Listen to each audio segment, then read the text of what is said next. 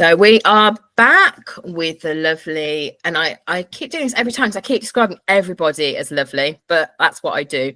Lovely Naomi Rose. I can't help myself. I go, hey, lovely. And I know that annoys some people, but who cares? We're all sparkling in our own way. So as always, I have my bits of paper because I have no memory. So we have the lovely Naomi Rose with us today. So we are, she's oh yeah. Anyway, I'm going to just tell you a bit about Naomi, and then we'll get into the nitty gritty. So Naomi is a business strategy and marketing expert. I love this description. Think of her as a digital GP. So a GP looks after your health, and Naomi looks after the health of your business. Perfectly appropriate for this summit, I believe. She shows ambitious entrepreneurs how to grow their business online so they can have more time and flexibility in their lives. She has an API method and diagnoses the issues that are holding you back and prescribes the perfect remedies. That's so cool, Naomi. I love it. And in the summit, because this is part of what we are talking about, as well as sort of sharing the whole thing around burnout and our advice, but we are talking about the summit as well. Naomi is going to do a talk on setting tangible goals and getting real results. And I know that's one of those subjects that a lot of folks struggle with. So I get very excited about that sort of thing. So as always, I've got my questions. So welcome, Naomi. And the first question is, can you share a bit about your business journey and how you've got to where you are today as a digital GP? Well, it's funny. Well, thank you. Firstly, thank you. I'm so excited to be here. I think this is a great summit, and it's something I can talk about for a very long time. But in the interest of keeping everyone short and sweet, this is why I do what I do. It's because I started my first business in 2018. I actually opened a cafe and bar with no professional experience of baking. I had never owned a hospitality business before, but I loved to bake and I wanted to do something for myself. Before that, I actually headed up digital brand and marketing teams. That was my job. I oversaw the bigger picture. So I've gone from the ground up. I actually started my career, and this is my other life. I'm a classically trained cellist. I play in orchestras. I lead cello sections in local orchestras. And I went into managing arts management, so business management in the arts, because there is this slight myth that creativity and management, business, do not go together. You can have passion, you can have profit, you can't have both. And you're taught that. There's lots of things about the arts being not for profit and all of these sorts of things, and a lot of arts are, but actually it goes far beyond that. You can have all of that. It's just that you need the right structure, you need the right plan in place. And that was where I started my career. And I ended up getting into the world of marketing. And this is going to show my age a bit, but I was working in marketing when MySpace was cool. So some people might not have even heard of MySpace. This was before Facebook pages existed, right? Let's just go back that far. It was the world of broadcast marketing. And my jobs were pretty much just get things done. It didn't matter what I worked in theatre, I worked in events. The show must go on. It didn't matter if it wasn't your job, you just had to get it delivered and done. And I kind of learned on the ground, doing all of the events, doing all of the different activities, because ultimately my job was to help grow the audiences, was to connect with them, get bums on seats. And that was beyond the arts. I then went into sort of working in conservation, some very scientific heavy data that had to be translated into something that people that just like a loo, a brew and a view would enjoy. So two very different audiences I had to manage, but had to do that in very different ways because I was about the communications. And as my career kind of grew, I went much more into the strategic overview side. So my job was effectively managing and leading the teams that then did all of the activities, whether it was PR, whether it was brand, whether it's content marketing, social media, email. I did all of that from the ground up, but my job was to oversee that. And I saw the bigger picture. What I had to do was give the direction that linked back to the overall vision and mission of the organizations and translate that into something on the ground that delivered those goals. And it was actually those skills that gave me the confidence to open a cafe and bar and then later crowdfund the bakery. It wasn't the fact that I knew how to bake. I did know something about baking. I had no idea how little I knew about baking until I opened a cafe and bar. but I was able to plan. I was able to see the bigger picture. What I understood was how to get customers, how to understand your audience, how to understand branding, and really how to plan. And it was because I had a plan and I held on to this plan. If I lost the plan, literally, I don't think it would have got opened.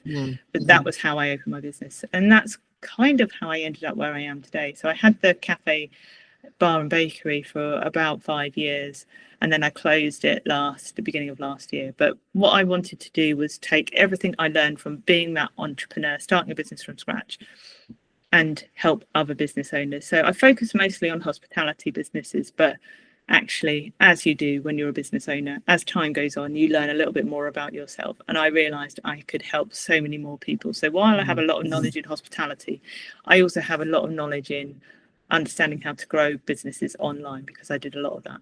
So that's why I do what I do now. And people come to me because I see that bigger picture. My family call me the fixer because they come to me when they're stuck with problems and I fix things. That's what I do.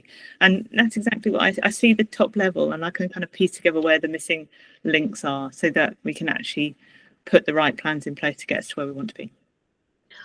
I love it. And it's that the thing that resonated with me a little bit as well is when I my background's internal auditing, and one of the first things I did was going to libraries, and the district librarians just couldn't get the fact that they needed to think of their libraries as a business as much as the fact that they loved their libraries.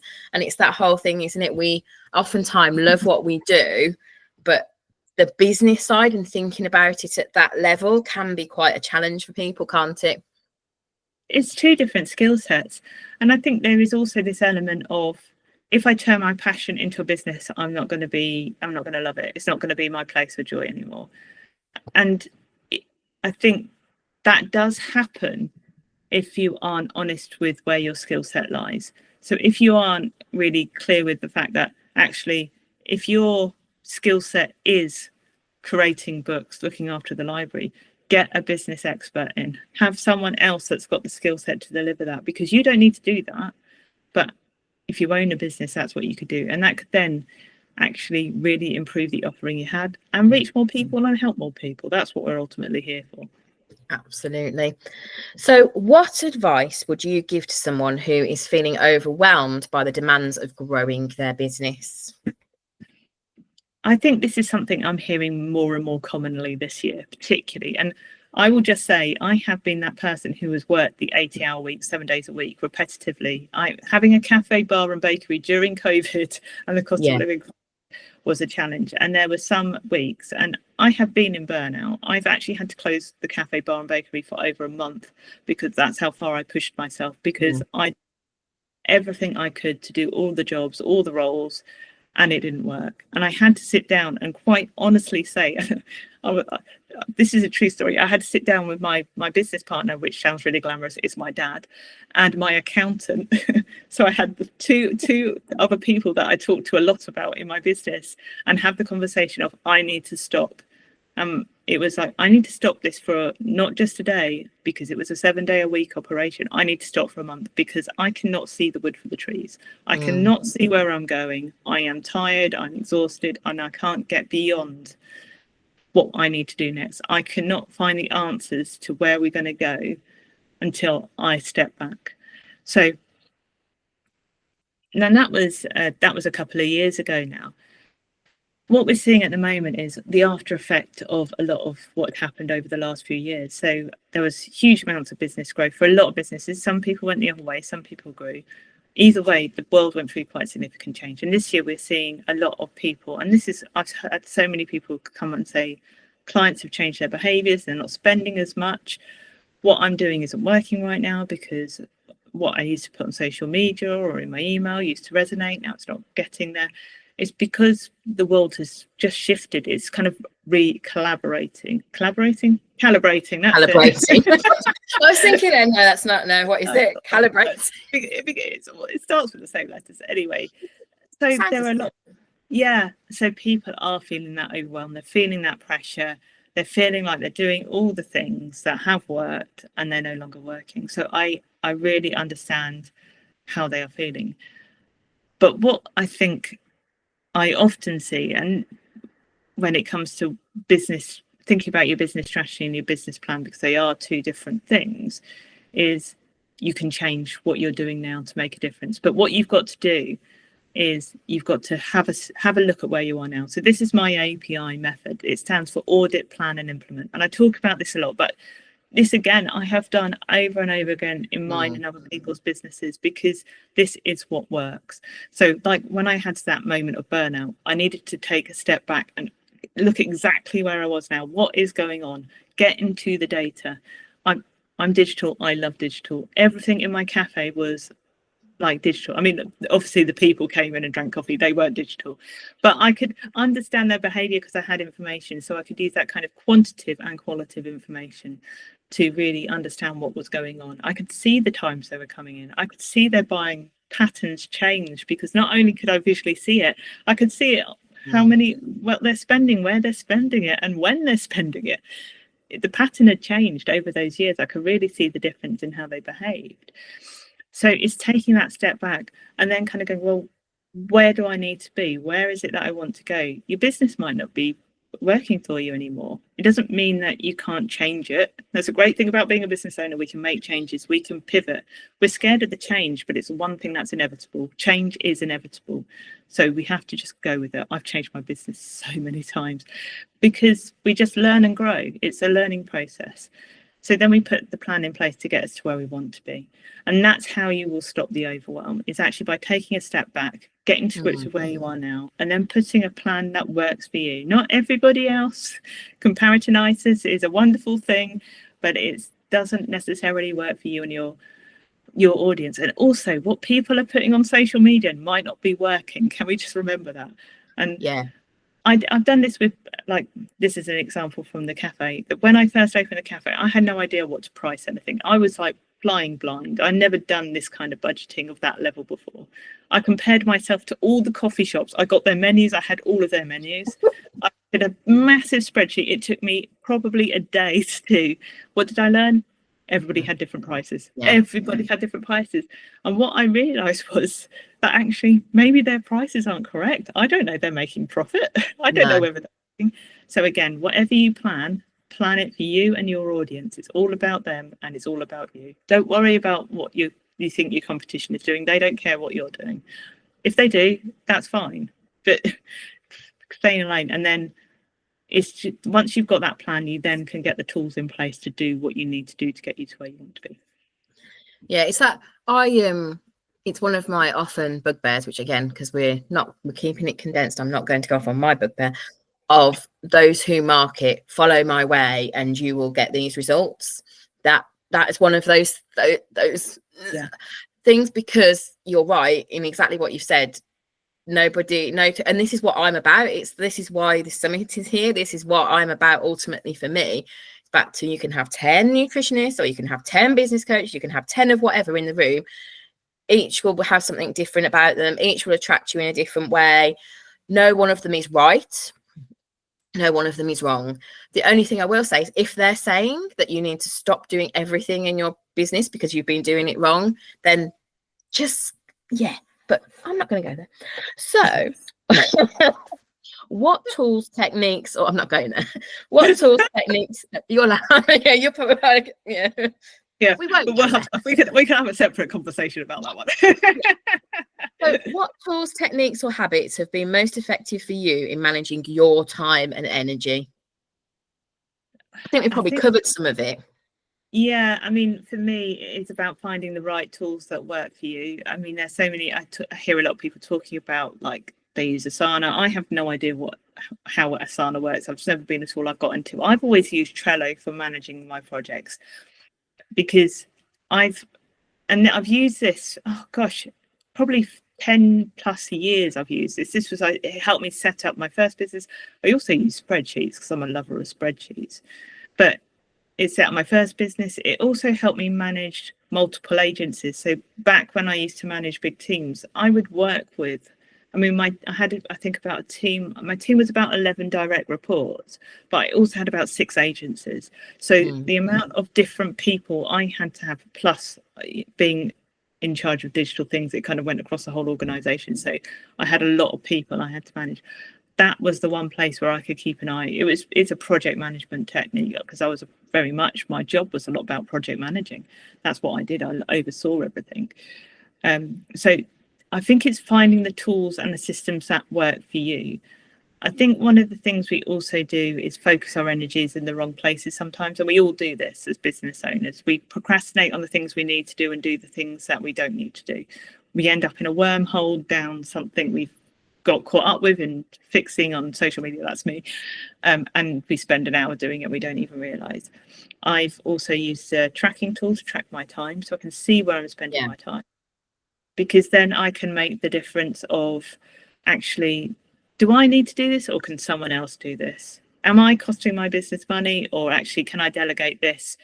Yes, it might be an investment, but I'm investing my time, which is a cost. So actually I can focus on the money making activities for me. So I often start with, go to the goals, start with your goals. What are they? And put the plan in place that will get you there. And when I talk about plan, I'm not just talking about I'm going to do this. I'm talking about the when and the where. What exactly are you going to do by when? Hold yourself accountable to that. And then you will start to understand what is really realistic. Most entrepreneurs, not all of them, but most entrepreneurs and business owners are quite ambitious. We don't often start this. We often think generally we do have secret ambitions. So when we set goals, we set the ambitious ones because they sound better. But actually, when you get into the real nitty gritty of what the goal is and what the purpose it's serving, and then you look at what's happened before, sometimes you think, actually, is this really realistic? You can always achieve your goals. Sometimes you just need a bit more budget to do it. Maybe you need a different strategy, maybe you need a different plan. But it's really understanding where you're spending your time so that you can kind of focus and find the tools that help you manage everything, or find someone that can help you manage it. Get some help. People scare people, particularly solo entrepreneurs. I think people are scared of delegating out tasks to other people, contracting people, because it feels like it's an extra responsibility. Actually, I've learned the hard way of, you do need those kind of people. Delegating does help, and it's not as scary as you think. But you have to try it to know what works. Cool. I think I may know the answer to this one, because you might have already just said it. So how do you decide what to say no to, or where to focus your efforts?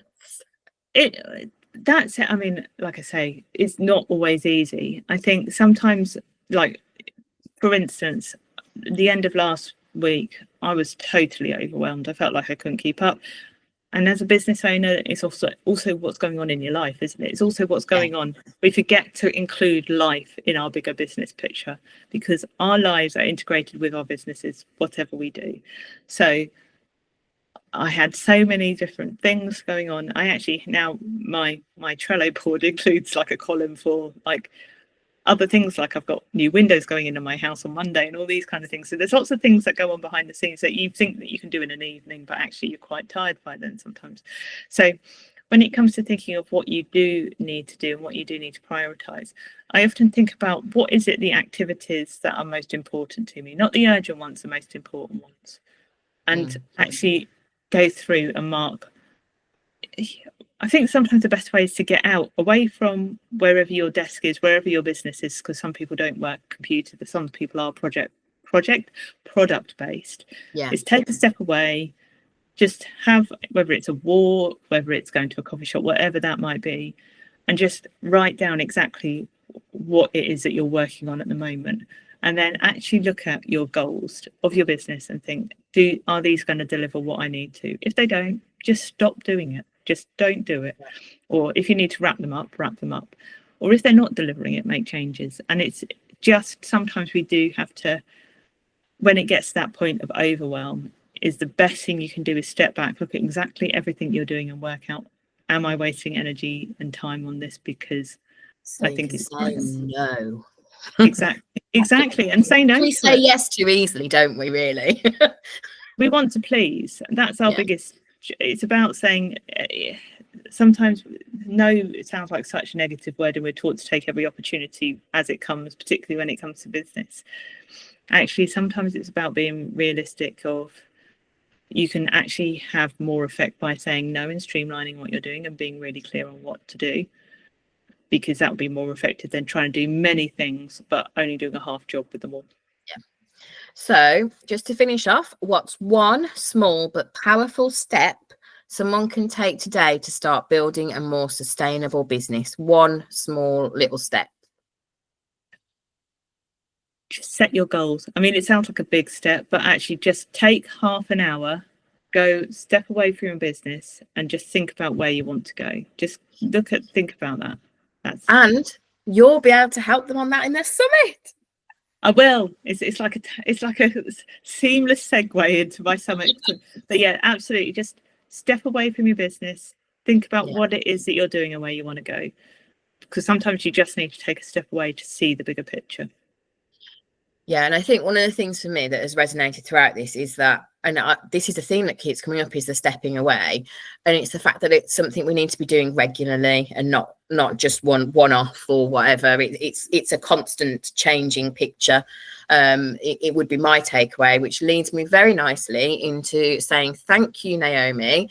And if you're watching this, please put a comment saying your key takeaway in the comments below, depending on where you're watching this.